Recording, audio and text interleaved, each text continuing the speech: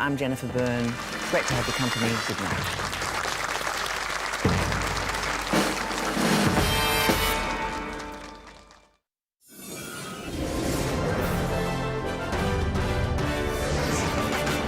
Back to school. Students return to the classroom as states relax coronavirus restrictions. The US bans international travellers from Brazil as COVID-19 cases soar in the South American country. The White House threatens sanctions over Beijing's push for controversial security laws for Hong Kong. And out of the ashes, hope for one of Australia's threatened species in an area destroyed by bushfires.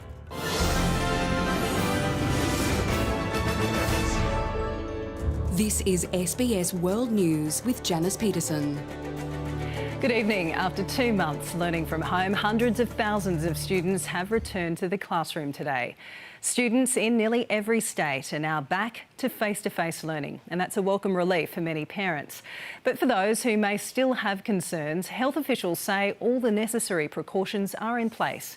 There were 5 new cases reported today as authorities again warned against complacency. So far, 1.2 million people have been tested. It looks like a typical family scene on a Monday morning. Guys, want a Milo? But this time, it's a little different. Finally, Luana Franco can see her friends again. They get to see my friends and my teacher. Her brother Danilo preferred online learning. But I would rather stay with my mum here. Their mother says she too is a little hesitant to send them back. I think it's a little bit too quick. I was liking the fact they was doing once a week, less kids. For me, it was okay. But with hand sanitizer in their backpacks, the siblings joined the 800,000 children in New South Wales heading back to the classroom today. For most parents, it's a chance to take stock. It's time for myself now. Thank God we're back together. I know he's happy, but I'm not quite sure. After initial concerns coronavirus travel restrictions would place a huge strain on public transport, the Premier praised parents for heeding the warnings. Sufficient numbers of students have either been walking or getting dropped off or catching a dedicated school service. Alexander. In Queensland, years 2 to 10 rejoined their peers, completing a staged return. The government reassuring parents schools are well equipped and ready to create a safe new normal. All of the cleaning, all of the COVID safe plans, and of course all the rapid response plans are also in place. Students in New South Wales and Queensland now join their peers in the Northern Territory, Western Australia and South Australia who are already in the classroom full-time. Most students, with the exception of a few grades in the ACT, have gone back, with kids in Tasmania and Victoria beginning a staged return this week. All students are expected to attend school as usual, with special COVID-safe exceptions. In the classroom, social distancing won't apply for students, but there will be some new rules. Among them, staggered drop-offs and pick-up times, no contact in the playground and lots of hand washing. It's a common sense approach to this. We want our schools to work with us. We don't want to see, our cases in our schools. For Australia's most vulnerable students, getting up to speed at school has even more barriers. Research by the Centre for Independent Studies finding some students will have fallen several weeks behind. Advocates say additional support is needed to make up for lost time. With the right support at the right time, they can catch up, but they will need extra learning support programs. As kids adapt to this new normal, the main message remains the same.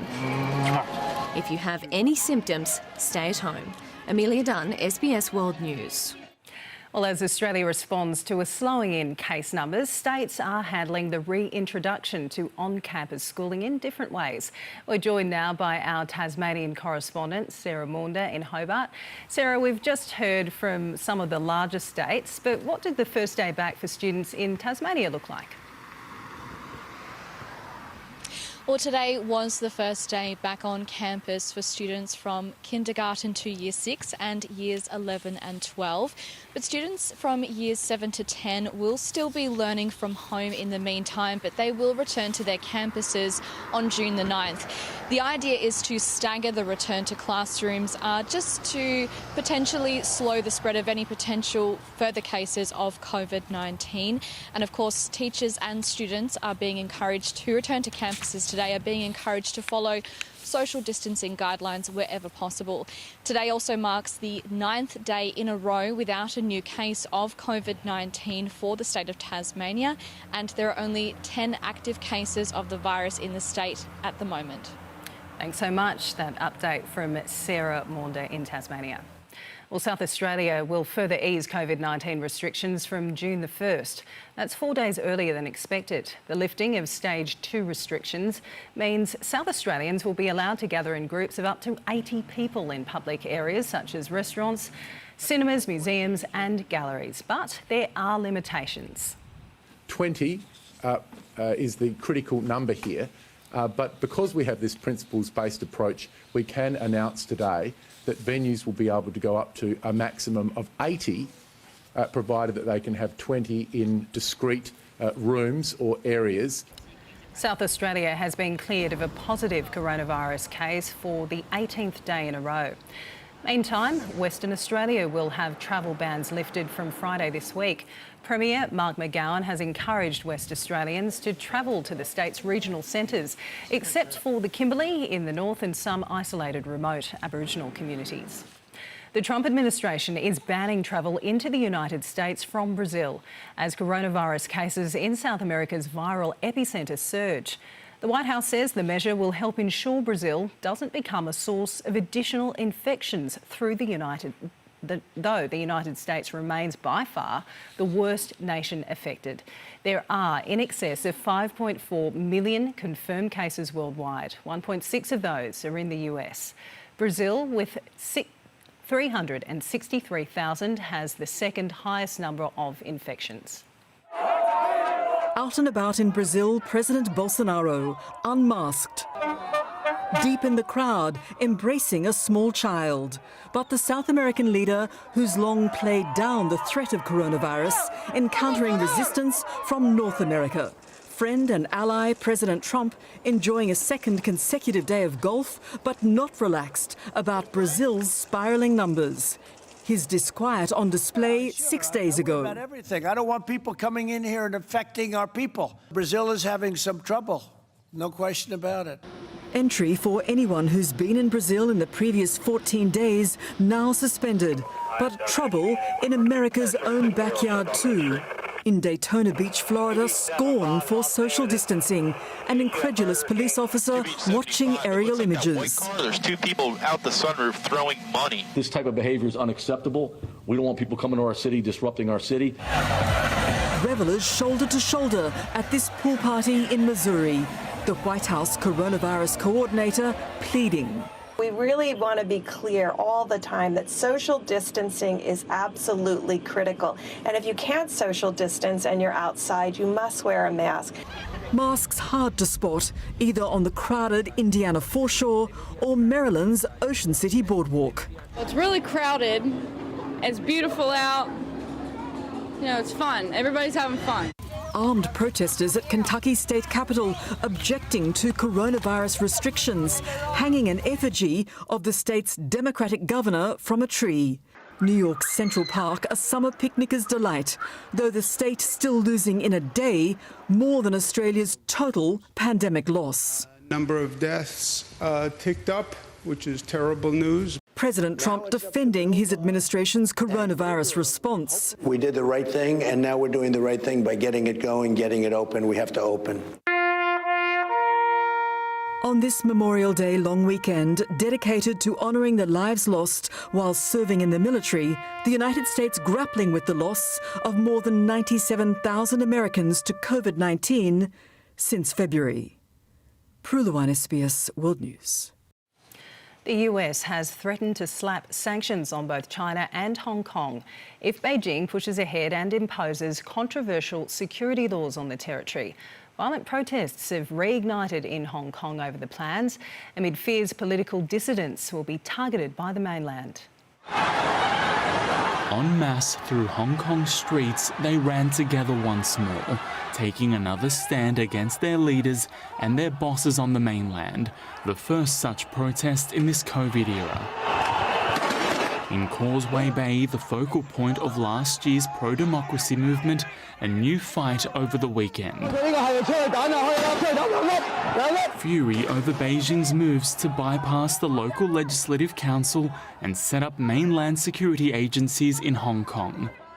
Protesters fear they will be arbitrarily arrested for any activities considered to be pro-democracy. We are worried that the Chinese Communist Party make use of the evil law to further suppress Hong Kong people. The sounds of tear gas and water cannons returning to the territory minutes after this unauthorised march got underway.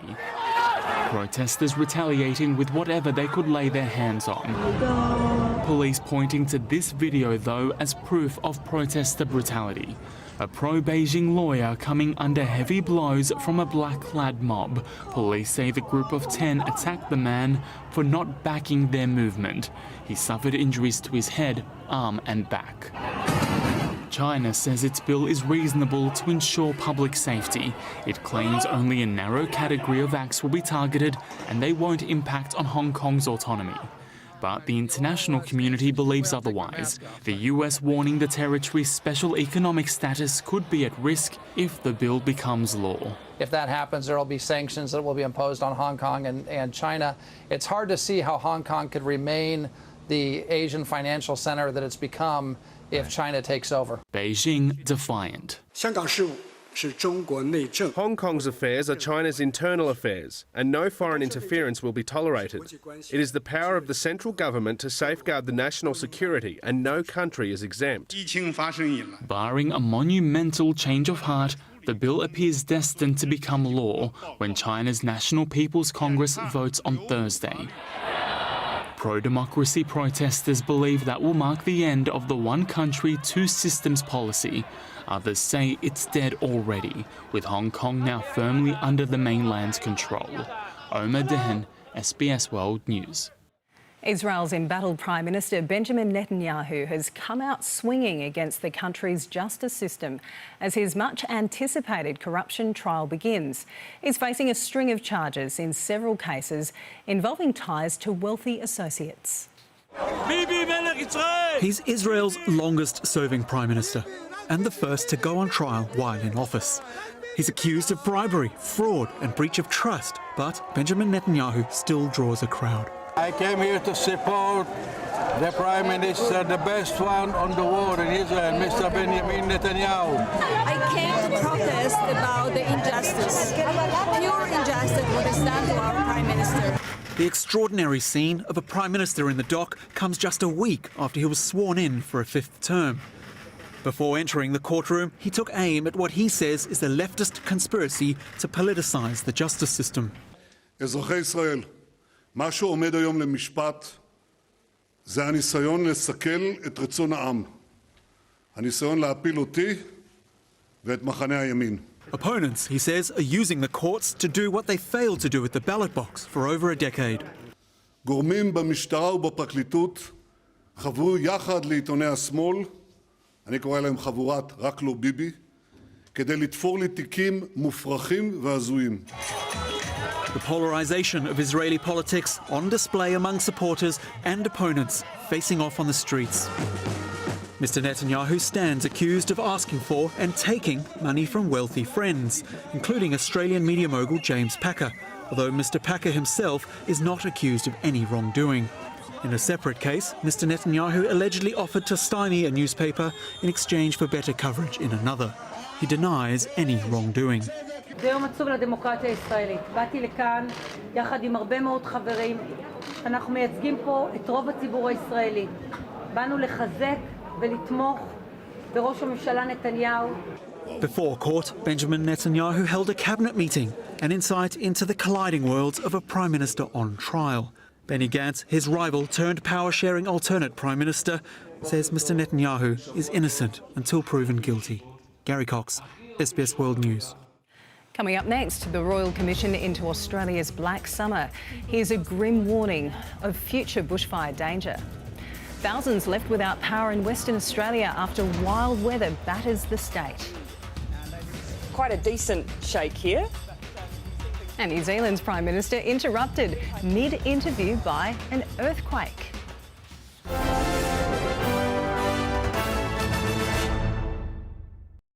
Tonight at 7:30, eat a dinner fit for a queen in Secrets of the Royal Kitchens. Then Medical Mondays kicks off with Michael Mosley into the Mind. Then at 9:30, witness true stories of love and loss in 24 Hours in Emergency. He lied to get into the army. That's quite a shock. Indefinite imprisonment. Bert Newton in the new season of Who Do You Think You Are? Tomorrow 7:30 on SBS and on demand.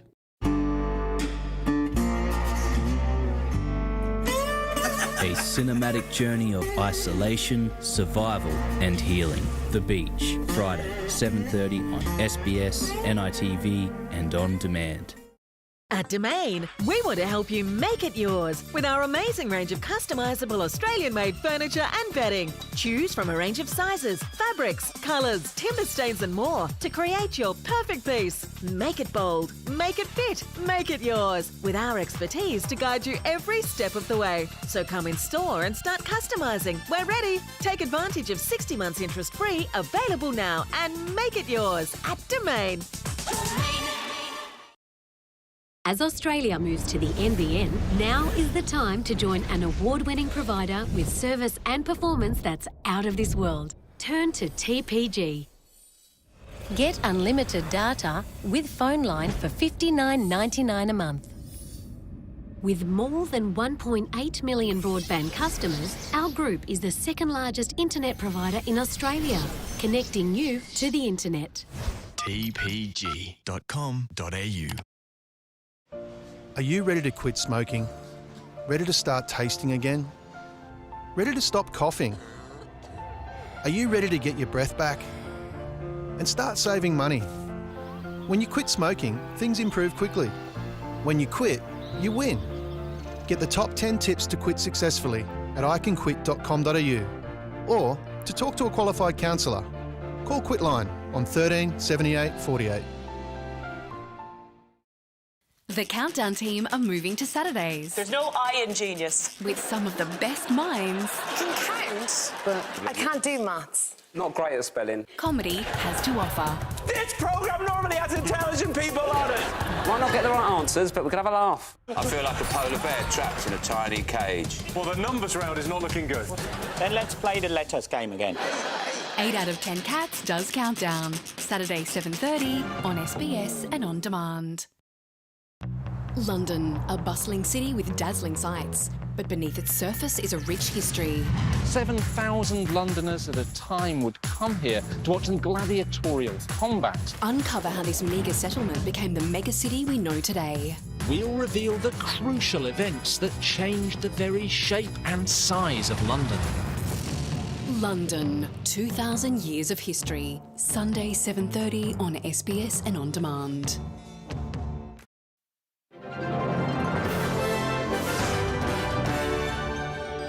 The Royal Commission into National Natural Disaster Arrangements has heard the so-called Black Summer that devastated south-east Australia was the worst in 100 years nationally and the worst on record for New South Wales.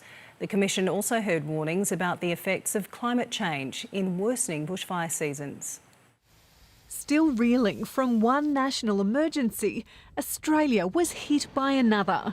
The Royal Commission into National Natural Disaster Arrangements opened witness hearings with a statement for bushfire survivors. COVID-19 has stolen attention, but they haven't been forgotten. We know many of those communities across Australia are also still grieving. The tragic loss of life, the destruction of homes, the significant loss of livestock and millions of hectares of forest has been devastating. The Bureau of Meteorology's opening testimony outlined the weather patterns that preceded the bushfire season that's come to be known as Black Summer. A very long period, protracted period of temperatures that are the warmest on record. The bushfire season played out just as the Bureau predicted, and future forecasts are just as grim. More heat waves, hotter droughts, and a fire season that's longer and more intense. For Eastern Victoria and South Coast New South Wales, I think it's around 21 days or a month into autumn. 33 people died and 3,000 homes were destroyed, hundreds in the Shoalhaven, New South Wales. The region's mayor sceptical about the Royal Commission. There's been 55 other commissions have been held throughout Australia over the last 100 years, and many of those recommendations from those commission of inquiries have never actually been enacted. The fire crossed borders. Mayor of Towong Shire in Victoria's far northeast says in the very least he hopes the Royal Commission can fix the communication gap between the states. Between CFA and RFS, their radios aren't compatible, and we're really hoping that the Royal Commission can find a solution for this.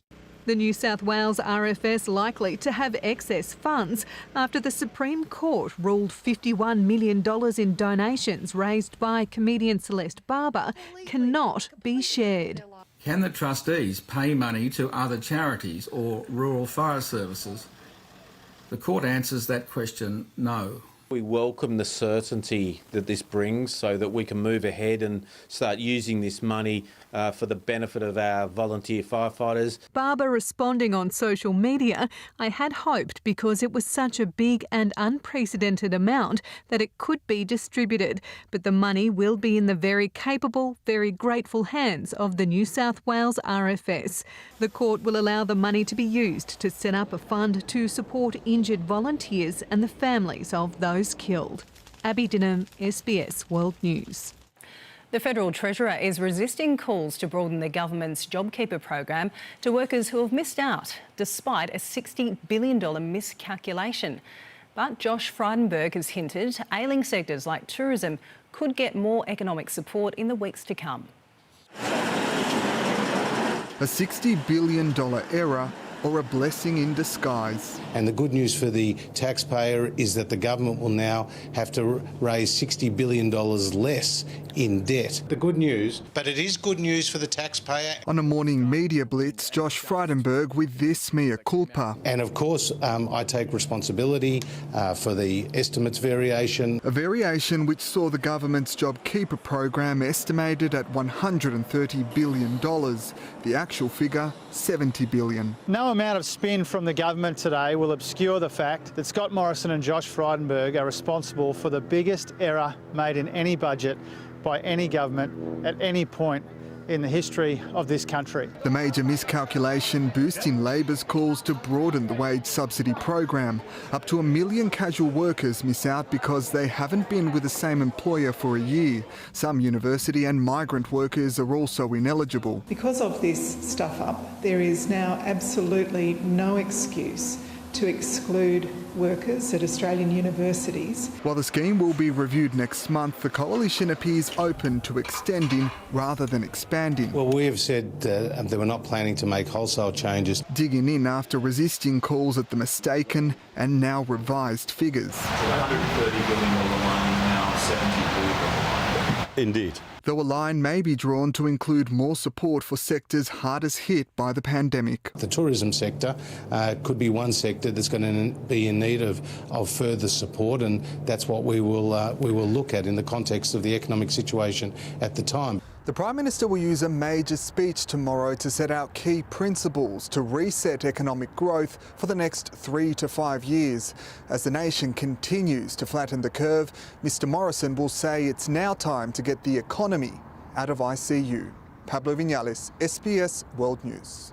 A date has been set for the Eden Monero by-election. Voters living in the federal seat for the southern New South Wales electorate will head to the polls on July 4. Former Bega Mayor Christy McBain, and she's the Labor candidate, while Fiona Cockvoys is the Liberal selection for the seat left vacant after Mike Kelly resigned last month because of poor health. The government's mental health response to the COVID-19 pandemic will receive a $20 billion boost. Over half the money will be dedicated to suicide prevention, while funds will also go towards researching better tailored medicines and investigating the mental health impacts of the disease. anxiety and depression, other clinical conditions are associated with the fear that comes with health concerns, the loneliness of isolation, and the deep concern that people have with regards to their employment. This new funding is the third stage of the government's mental health package for coronavirus, and it has a particular focus on the mental well-being of men and boys. Queensland Police are investigating the death of a 4-year-old girl in Brisbane. Officers found the girl's body after they were called to a home in Cannon Hill shortly after 9 o'clock this morning. A crime scene was established and the street cordoned off.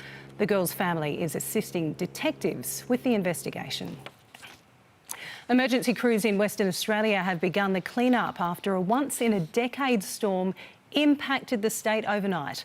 The storm front hit nearly the entire WA coast, causing severe damage to some homes and businesses.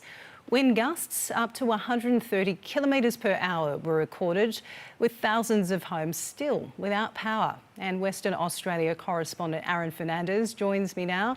Aaron, what were conditions like and how are they now? Well, Janice, this storm is unique not just for its severity, but for the size of the area it's impacted, essentially covering the entire length of the WA coast. The Bureau of Meteorology here in Western Australia says you have to go back to 2012 to find a similar weather event. The storm that hit here yesterday, the result of a tropical system combining with a cold front and trough. Emergency services say the worst of the storm has passed without causing widespread significant damage. However, some homes and businesses weren't so lucky. Livelihoods destroyed in a matter of hours. Fabio Toscano was working at his Italian restaurant next door when this building collapsed. I guess we were very lucky nobody was standing under, because if it was normally nighttime trade, then would be a lot of people waiting for takeaway, and would be very dangerous situation. Several restaurants were damaged in the East Perth suburb of Bedford. Workers inside escaping through the back door. Yeah, I feel sorry for those people because they look like they're going to be shut for a long time and already struggling with all these coronavirus things. And yeah, hopefully the community is going to help them. The storm front that hit Western Australia late on Sunday brought heavy rain and damaging winds across the state. High tides washed away beaches along parts of the coastline, but that didn't stop some people from going in, despite warnings. Emergency services received about 400 calls for assistance overnight. The vast majority were reports of property damage to homes and businesses. The majority of these calls came from the Perth metropolitan area, but the size of the storm saw crews assisting people from Exmouth all the way down to the south coast. The state's focus now turns to the cleanup and restoring electricity to thousands of homes across the state. Currently around 24,000 households across the network are impacted by storm-related outages, which is down from 65,000 at the peak of the storm yesterday. The worst of the so-called once-in-a-decade storm now over. And Janice, conditions are expected to ease from this afternoon as the weather system passes over southwest WA and heads east. As the clean-up continues, West Australians are being urged to stay indoors and to keep away from any fallen debris and power lines. Janice. Thanks so much. That's Aaron Fernandez reporting there from WA. Well, authorities in Turkey have slowed one of the world's fastest growing coronavirus infection rates to its lowest level since March. A little later on, we'll take a look at the army of people coordinating a nationwide contact tracing system that proved the difference. British Prime Minister Boris Johnson has backed his key advisor Dominic Cummings despite calls for the aide to be sacked for allegedly breaking the UK's coronavirus lockdown rules. Mr Johnson said Mr Cummings had acted responsibly, legally and with integrity by driving his family across England at the height of the pandemic to self-isolate closer to his parents. SBS correspondent Ben Lewis joins me now live from London. Ben, this story, of course, has caused outrage, hasn't it, in the UK? But what's the reaction been like to Mr Johnson's comments? Well, Janice, good evening. Opposition parties are, of course, furious, but so too are an increasing number of government MPs who don't understand why the Prime Minister doesn't just cut his controversial advisor loose.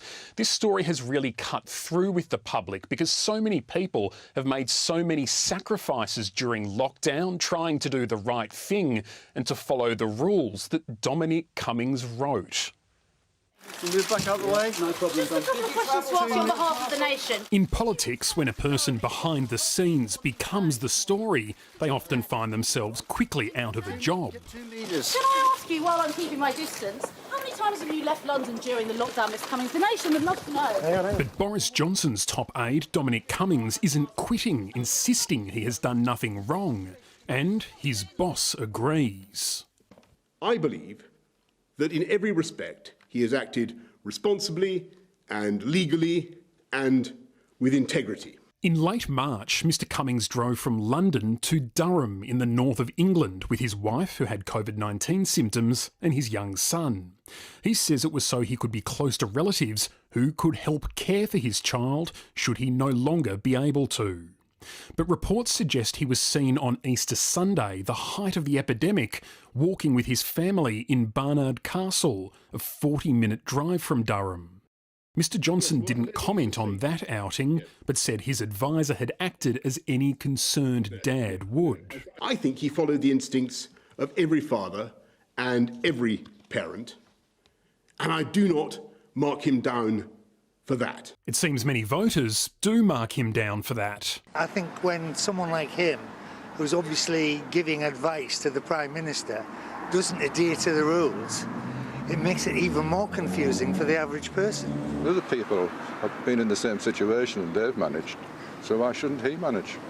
We're all trying to keep in, right? 10 weeks I was in, and he's out, he's flouting the rules. It's all wrong. They should sack him. Several government MPs say they've been inundated with complaints from constituents who think it's one rule for the public and one for the privileged. It's because of Dominic's slogans around these rules that mums and dads, grannies and grandpas across the country will have felt that they had to stay at home.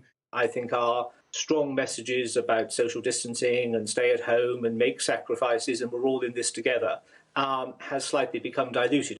Mr Cummings has to play by the rules that he has set and that everybody else has to abide by. He's broken those rules. He has to go. The opposition wants Mr Cummings gone too. This was a huge test of the Prime Minister and he's just failed that test.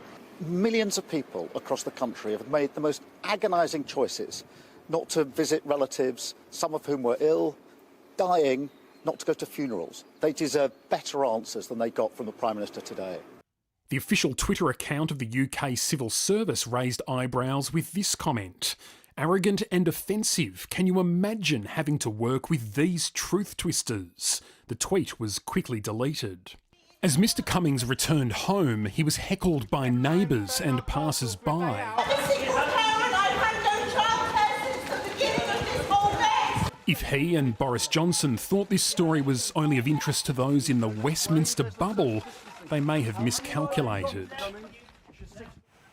This scandal has come as Boris Johnson comes under increasing criticism for his handling of the pandemic. The UK's official death toll is rapidly heading towards 37,000, although the true figure may be much higher than that. And there is a sense here that the lockdown is starting to fray at the edges. In the coming hours, Mr Johnson will be meeting with his most senior cabinet ministers to decide what elements of the lockdown can be loosened at the start of next month. He had been hoping that would be the big story this week, but Janice, the public still talking about his advisor and his apparent flouting of the rules that everyone else has had to follow. Indeed. Thanks so much. That's Ben Lewis updating us from London. Turkey, which had one of the fastest growing coronavirus outbreaks in the world, says it is turning the tide. The rate of infection is slowing to its lowest level since the first recorded case back in March. The authorities say a nationwide contact tracing system involving almost 6,000 teams has been the key. How do you track a virus that sweeps unseen through a city? In Istanbul, home to more than 16 million, the answer is you don't waste a minute. right from the very beginning. We were ready for the COVID-19. This is where we pick up the calls. They've been contact tracing since day one, when Turkey's first case was diagnosed in March. The system is well developed from decades of tracking measles. It relies on tireless work by doctors and nurses. We are, as a team, feel as if we were in a war because people forget to go home. They don't, they don't know the time frames that they're working in. We say that, okay, 8 hours is completed, but they don't even care going home because they know that this is a duty that they have to complete before it spreads to anyone else. So 1,200 tracing teams fan out across the city. We joined them in Fatih, the heart of old Istanbul. Step by step, they track the virus. Here, checking on two flatmates whose friend is COVID positive. Sumaya and Nazla, both in their 20s, are tested on their doorstep. Just a day after developing mild symptoms. We follow foreign news, and when we first heard about the virus, we were really scared. But Turkey has rallied faster than we thought, much faster than Europe and the United States. Well, the doctors are out of their PPE now. Everything has been bagged up. It's going to be disposed of safely. They've taken the swabs and they'll be sent off to the lab, and the results will be back within 24 hours. And even if they test negative, they'll have to remain at home for another 14 days. We're keeping the virus out of the streets. That's very important for us. Once we isolate them, the virus stops spreading to their friends, to their relatives, to their co-workers. That seems to be working so far, along with widespread testing and partial lockdowns. The official death toll here is relatively low, around 4,300. International experts say Turkey has managed to shield its people from a greater disaster. Afghanistan's President Ashraf Ghani will expedite the release of up to 2,000 Taliban prisoners in a gesture of goodwill after the Islamist group declared a 3-day ceasefire to mark Eid, the end of Ramadan. The ceasefire came as violence in the country intensified over the holy month, despite the COVID-19 pandemic. The release of Taliban and Afghan security forces prisoners has been on the agenda since the signing of a US-backed agreement to end the Afghanistan conflict in late February, but talks stalled last month.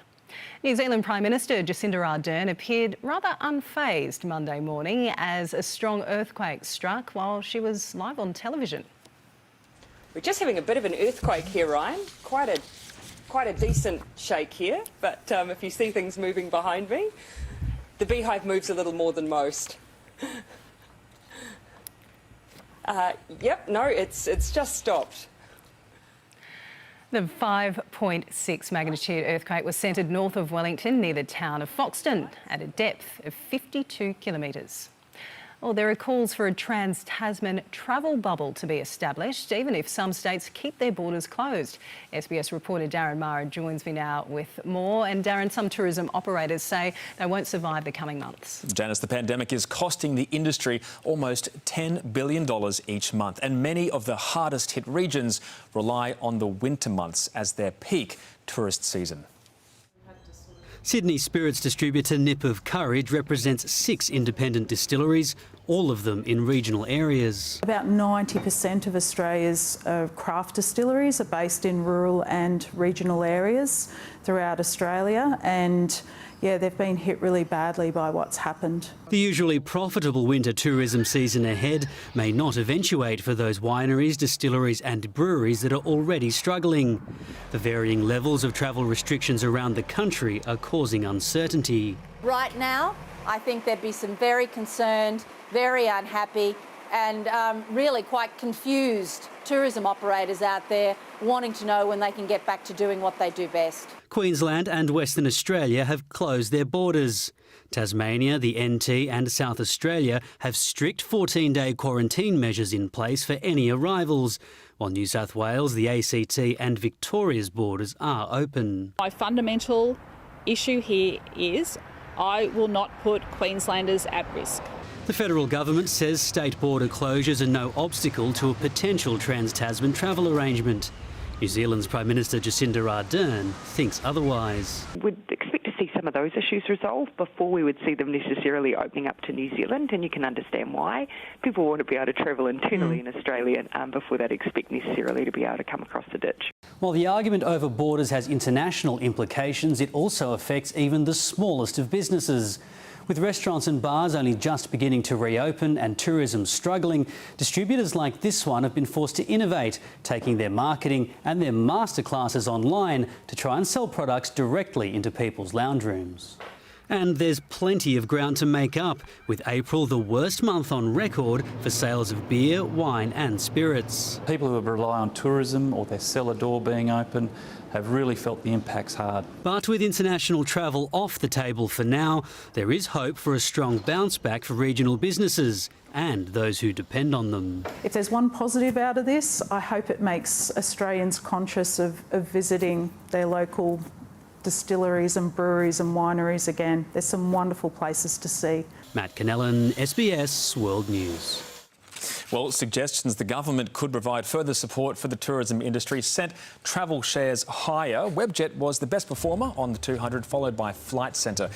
It was a similar picture across the board, the Australian market closing more than 2% higher. The miners did well, the banks all rose. Afterpay hit a new record high. Nine is selling its New Zealand media business Stuff for just $1. $1 Australian is buying a little over 65 US cents. The ATO says young people are more likely to dip into their superannuation because of the pandemic. Figures from the ATO show more than a third of the 1.4 million Australians who withdrew their retirement savings early were under 30, and half were under the age of 35. Under the scheme, Australians experiencing hardship from the pandemic can access up to $20,000 of their super over 2 years. Well, as schools reopen, there's more people on the road, and that means the days of super cheap petrol appear over for now. The Australian Institute of Petroleum says the national average for a litre of unleaded fuel was $1.09 last week. As you can see there, that fall reflects the discount cycle in some major cities. Motorists are still saving up to $70 a month on filling up the car, compared with earlier this year when petrol was around $1.50 a litre. And given petrol is the biggest weekly purchase for most households, Janice, it's welcome relief in these uncertain times. Indeed. Bring it on. Thanks so much, Darren. Well, coming up next, countdown to liftoff. NASA astronauts and a SpaceX rocket prepare to be blasted into space. And the new campaign supporting victims and targeting perpetrators of racial abuse.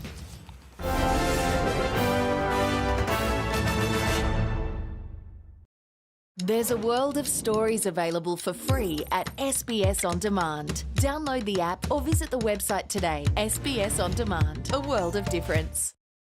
Tonight at 7:30, eat a dinner fit for a queen in Secrets of the Royal Kitchens. Then Medical Mondays kicks off with Michael Mosley into the Mind. Then at 9:30, witness true stories of love and loss in 24 Hours in Emergency. The heroes I remember looking at the horses we take for granted and saying sorry. Vets. Grief and loss. We have to be a pillar for people. You're just in it for the money. You don't care about animals. Then on Dateline, China's other big health issue, obesity. From traditional remedies to brutal boot camps, are they winning the battle of the bulge? Insight followed by Dateline, tomorrow from 8:30 on SBS and On Demand. When things get complicated, we adapt. Hi, Nana. When we need to do things differently, I'm missing it. we adapt. At Newcastle Permanent, we're adapting too. We're reducing some of our home loan offers to help you adapt and make life that little bit easier. Because if one thing's for certain in these uncertain times, We're here for you, and we're here for good. At APR, we're all about possibilities. So if you're driving less, we offer comprehensive motor insurance with a drive less, pay less discount. APR, get set, go. Call 13 50 50. At HCF, Australia's largest not-for-profit health fund, we know the importance of care when it counts. That's why eligible members can access our holistic mental wellbeing program with the flexibility to choose what works for you. HCF, that's uncommon care. Most Australians use their home internet very differently these days, so the quality of your Wi-Fi signal is more important than ever. Wi-Fi gets weaker when it travels from room to room. Walls, furniture, and even TVs can affect the signal strength. For the best possible signal, try moving your Wi-Fi modem into the open. For more home internet help, visit nbn.com.au/optimise. I'm Athel Guy, and on behalf of the Seekers, I'm thrilled to be presenting our album, Hidden Treasures. A collection of rarities and surprises, including our entire My Music Bowl concert from 1967. Hidden Treasures, the Seekers album, is available from Classics Direct and all good music stores. Enjoy it. Bill Clinton was somebody we could work with. Clinton was our answer to Reagan. I ask you to join with us in a reunited States. I think I have a real story for you now. I was completely at his mercy. We were both cautious, but not cautious enough. Mr. President, your testimony is subject to penalty of perjury. I was scared and I felt really responsible. The Clinton Affair, Sunday at 8:30 on SBS and on demand.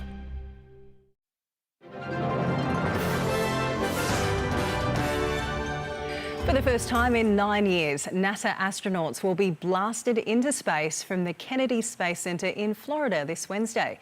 The mission comes from close cooperation between NASA and SpaceX, a company owned by Tesla founder Elon Musk. These are the final preparations for the trip of a lifetime and the beginning of what could be a new era of spaceflight as NASA gave its first privately made manned spacecraft the all clear. There are no significant open issues, I am happy to report. In the end, it was a very, very clean review. There's just the planned forward work to get done. US President Donald Trump will be there to see the launch. It will be the first time in 9 years that US astronauts will go into space aboard an American rocket from American soil. NASA had been paying for Russian rockets, but Trump wants to ensure American independence and dominance in space. SpaceX, the company behind the hardware, is owned by Elon Musk, who's made no secret of his dream to one day colonize Mars. The company was awarded over $3 billion worth of NASA contracts, but suffered a series of failed launches before finally getting off the ground. It's since pulled off dozens of resupply missions. I think one of the really unique things about the Dragon vehicle is the legacy that they have with cargo. So they have the team has that experience. What wasn't a long history when we started this program, but is kind of panned out to be quite a number of flights under its belt, and its evolution has become more and more safe as it's been operated. Blastoff is scheduled to go ahead at 4:33 p.m. local time on Wednesday at the same launch pad used by the Apollo missions that put man on the moon. A new campaign targeting hate and xenophobia will launch tonight, following a spike in racially motivated attacks since the pandemic, particularly against people of Asian heritage. Community leaders say up until now, many victims didn't know if they had any rights or if their cases would even be heard. These sickening attacks are growing as Australia slowly stamps out COVID-19. The New South Wales government has launched a public awareness campaign to help those victim to racially fuelled threats and abuse understand their legal rights. Criminal law that was introduced in 2018 in New South Wales. It makes it a criminal offence to threaten or incite violence on the basis of someone's race, religion, gender, sexuality or HIV/AIDS status. Look, they don't belong here. The campaign encourages people to report threats of violence to police. Good morning. How can I help you? Offenders could face up to 3 years in prison. The message is simple. Public threats against some of us are a problem for all of us. Emma doesn't want to show her face because she is afraid of backlash. I've been called a cockroach, always the F word. I've been told to get back to my country. Nothing new. She says posters like these, which first started circulating in 2018, are still appearing in her neighbourhood. It's a little bit more concerning than it was during the Sydney siege because that was a one-off event that ended relatively quickly. This is an ongoing thing. If we don't stamp it out early, it will become ingrained. Growing numbers of racial attacks have prompted community groups to conduct their own research to see how widespread the abuse is. A lot of Asians like to keep to themselves, so therefore they're not particularly, keen to sort of go and make a lot of noise about it. One survey by the Asian Australian Alliance found almost half of the incidences it recorded took place on a public street or sidewalk, usually in the form of a racial slur. More than 60% of the victims were female, and the majority of respondents didn't report to police. The campaign goes live online tonight, sending a clear message that physical and verbal abuse are never okay. Charlotte Lamb, SBS World News. Across Europe, the faithful are beginning to gather again, with dozens flocking to St Peter's Square to be blessed by Pope Francis. The basilica had been sanitised beforehand, with followers having their temperatures checked and remaining socially distant. Catholics in Paris also attended their first Mass in months after the country ended its nationwide lockdown. And Muslims in Europe have marked the Eid al-Fitr festival with socially distant celebrations. With mosques closed in Italy, worshippers in Rome prayed outdoors with carpets sanitised after the prayers. In Kosovo, prayers were broadcast from loudspeakers, with imams worshipping inside the mosque, staying 1.5 metres apart. Federal Health Minister Greg Hunt says the government's medical expert panel will decide when fans can attend sporting events again. Australian Rugby League Commission Chairman Peter V'landys is hopeful of having capped crowds at NRL games from July the 1st. The AFL is also preparing for the prospect of having socially distanced crowds at matches later this year. If it's safe, then they'll allow progressive steps forward. If it's not safe, it won't happen. Both the NRL and AFL seasons will recommence without crowds. Well, the AFL season will restart with a clash between Richmond and Collingwood on Thursday, June the 11th at the MCG. The schedule for rounds 2 through 5 was released today. An all-Adelaide showdown between the Crows and Power will be held in round 2. 4 umpires will travel to South Australia later this week to complete a 14-day quarantine before officiating the fixture. It's awesome for both teams, and it's going to be a huge game. Return, round 2 against Power. What better way to return? So we're looking forward to it. West Coast and Fremantle will play their fixtures in southeast Queensland until round 5. Andrew Bogut is taking time away from basketball to reassess his future in the sport. The 35-year-old has announced he won't be re-signing with the Sydney Kings when the NBL's free agency period begins. Kings owner Paul Smith says he respects Bogut's decision. There's nothing in this. There's no slant on this at all. This is simply about Andrew taking time to get his head in the right place to make a decision. Bogut says he isn't retiring and hopes to get back on the court in the near future. Well, 4 of America's greatest ever athletes have combined to help raise $20 million for COVID-19 research. Legendary NFL quarterbacks Tom Brady and Peyton Manning joined forces with Tiger Woods and Phil Mickelson for a charity golf match. Woods and Manning finished 1-up against Brady and Mickelson in the team event. Well, coming up, the weather details and signs of life for a threatened species in a bushfire-ravaged region.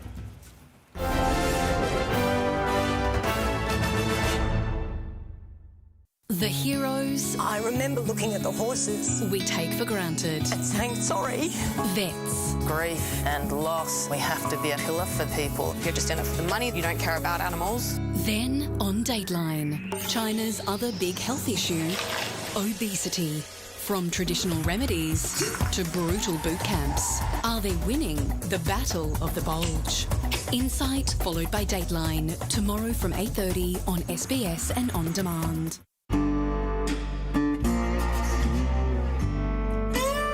A cinematic journey of isolation, survival and healing. The Beach, Friday, 7:30 on SBS, NITV and On Demand.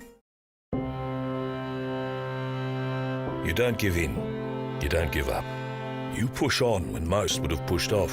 You lend a hand, whether a hand was asked for or not. It's called Aussie Spirit for good reason, because it takes spirit to get through times like these. Lucky you've got it in spades. It's what inspires us to be by your side to help. Together we'll get through this. We always do. Search Toyota, here to help. NIB members can now access and claim on telehealth consultations for a range of services included in their extras cover, such as physiotherapy, dietetics, psychology and more. Stay healthy at home. Search NIB today. If you've been injured at work, on the road or in a public place, your normal life can suddenly stop. Check if you have a claim for compensation online in minutes, so you can start again. With Slater and Gordon, tomorrow starts today.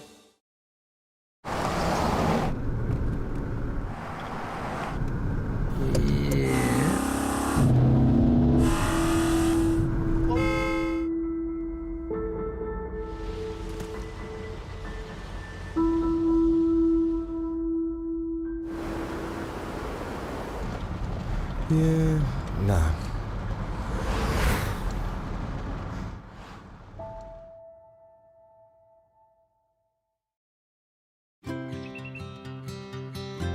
When things get complicated, we adapt. Hi, Nana. When we need to do things differently, I'm missing it. we adapt.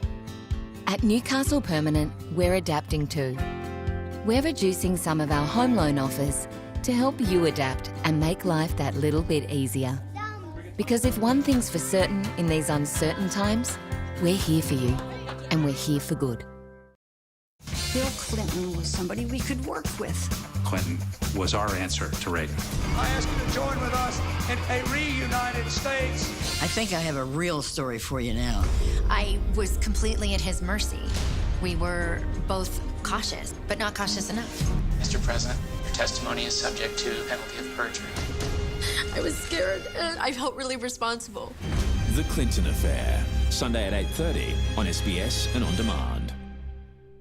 The world has changed. Working from home comes with distractions. Find your safe place. Find your chill. Listen to SBS Chill, your work from home radio station. Go to channel 39 on your TV or sbs.com.au/chill.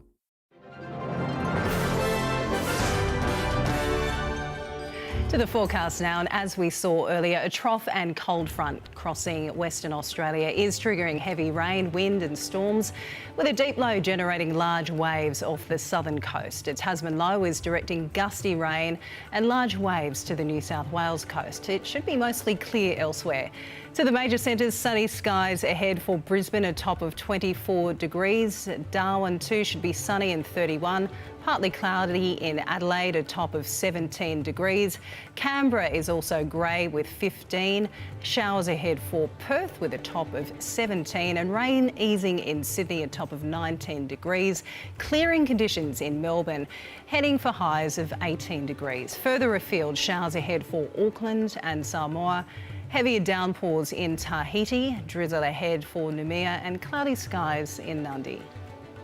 To Southeast Asia now, thunderstorms ahead for Bangkok and Singapore, a few showers in Honiara and Denpasar, and a bit of drizzle and a top of 33 degrees for Jakarta.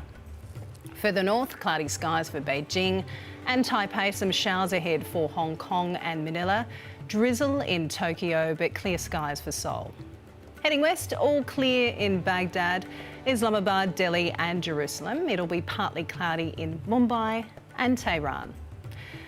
To Europe now, a few showers ahead for Madrid and Athens, cloudy skies in Berlin, Rome and Istanbul, thunderstorms in Warsaw and fine and clear in Paris.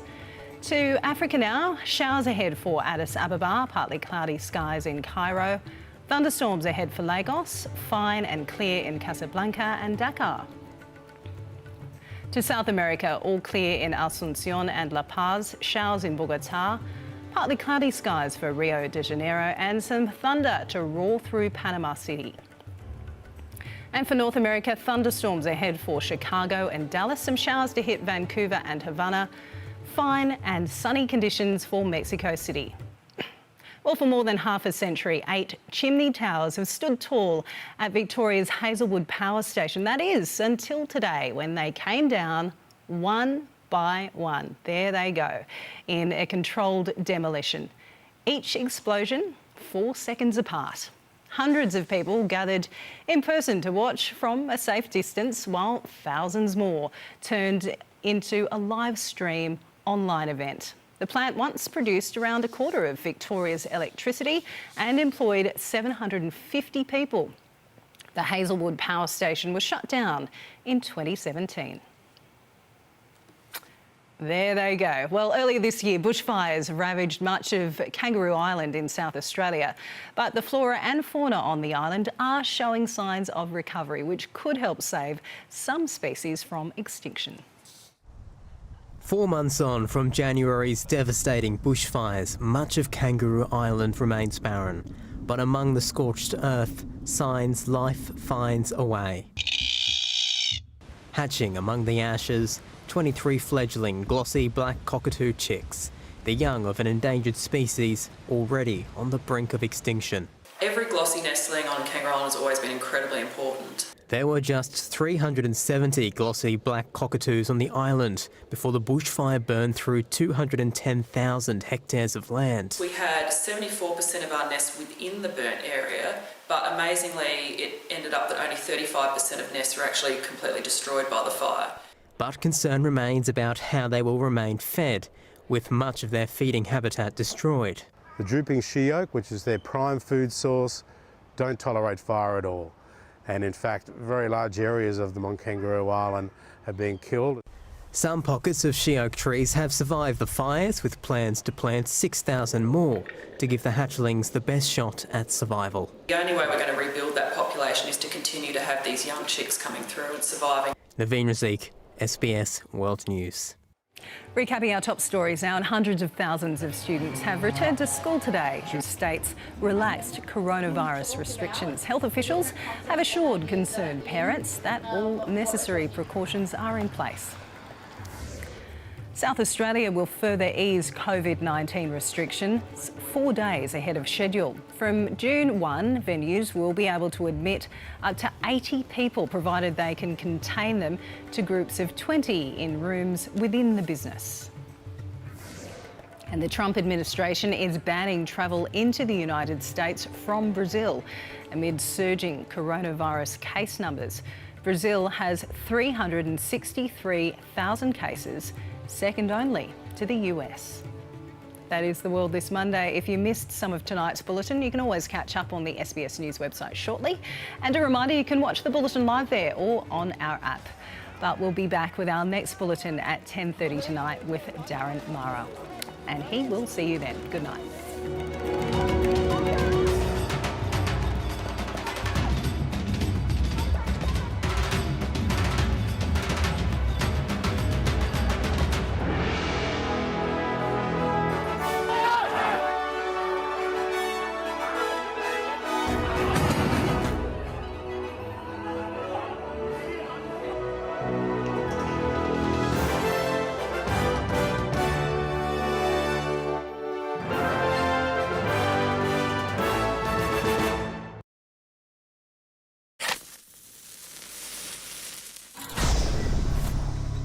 Civilized towns. You look a man direct in the face when you talk to him. Do I need to introduce myself? Just how dangerous is it? You don't understand. Can't stop what's coming. If you want to question my morals, do it later.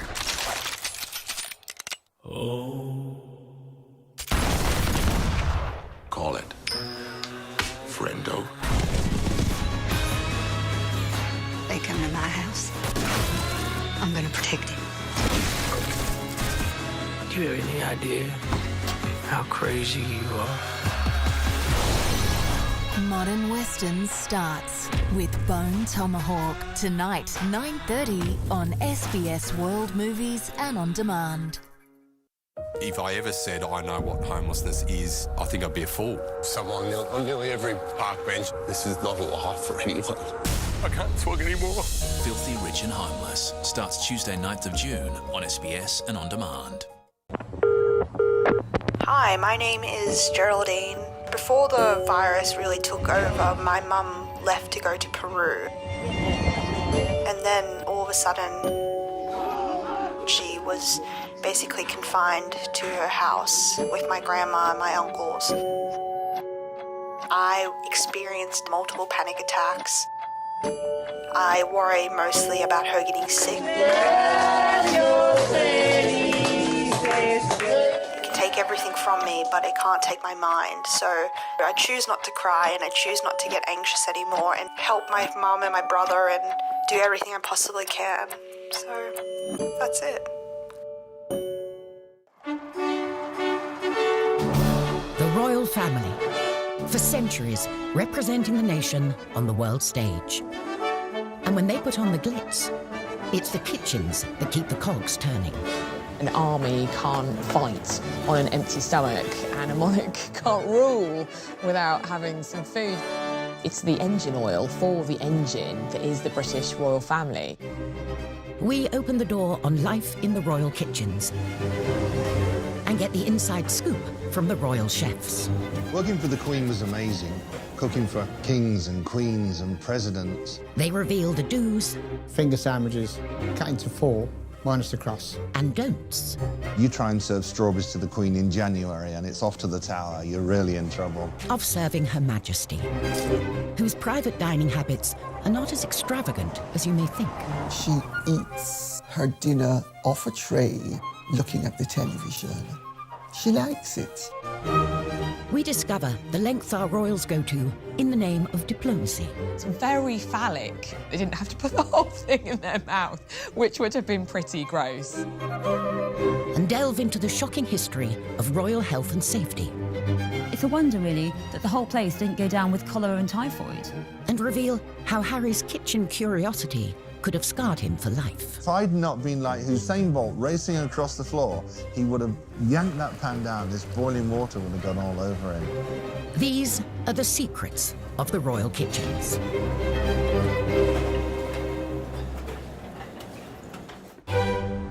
Buckingham Palace, the monarch's official HQ and hub of royal engagements. At its core is the kitchen. A well-oiled machine with the capacity to cater on a mind-boggling scale. Every year, the royal family cater for thousands and thousands of people, and just at Buckingham Palace alone, it's 50,000 people every year. They have this convening power. They bring people together. And a lot of the events at which they do that, food does play a key role. This dinner is